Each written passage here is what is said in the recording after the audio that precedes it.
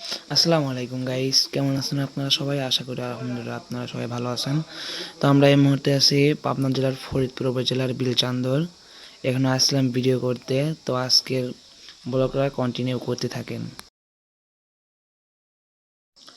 তো শুরুর দিকে পরিকল্পনায় ছিল না যে আমি আর কি ব্লগ ভিডিও বানাবো, তাও হাসি খুশি এনজয়ের মাঝখানে একটা ব্লগ করে নিলাম। এখানে এক চাচা আর কি গরুর দুধ হচ্ছে, তো আমি তার সঙ্গে কথা বলার জন্য নামে গেলাম।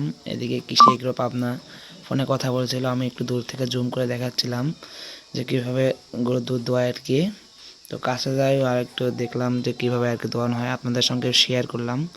দেখতে পাচ্ছেন দোয়াচ্ছে উনি আর কি, এমন একটি কাজ করবে ভাবতেও পারি নাই। তো দেখতে থাকেন, উনি আর কি পানির মধ্যে দুধ দিয়ে দেবে। দেখেন আপনারা, মানে অনেক গরু আছে এনাদের, দেখেন কি করে।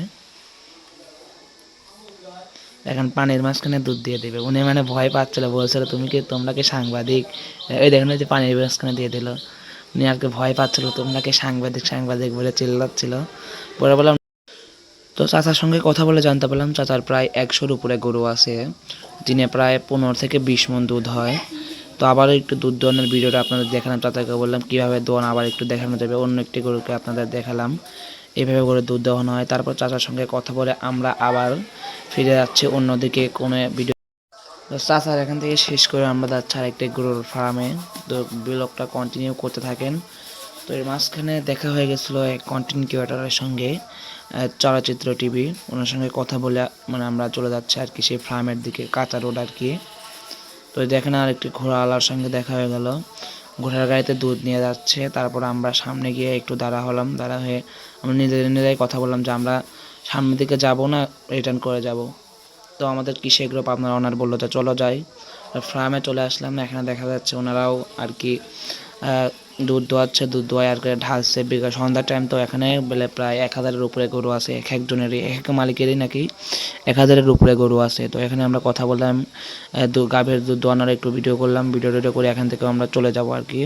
তো দেখতে এখানে গাভীর একজন চাচা দুধ দোয়াচ্ছে, এদিকে আবার গরুর খাবারের জন্য খাবার তৈরি করা হচ্ছে।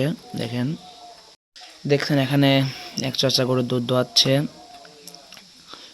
চাচাদের সঙ্গে অনেকক্ষণ পর কথা বললাম, কিছু শর্ট তৈরি করলাম ফেসবুক ইউটিউবের জন্য। এদিকে আবার হচ্ছে গরুর খাবারের জন্য খাবার তৈরি করা হচ্ছে।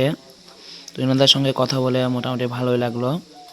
এনাদের এখানে প্রায় 1000-এর উপরে গরু আছে। এনারা এখানে থাকে 70 জনের উপরে, এক একজন নাকি মানে অনেক গরু দেখভাল করে।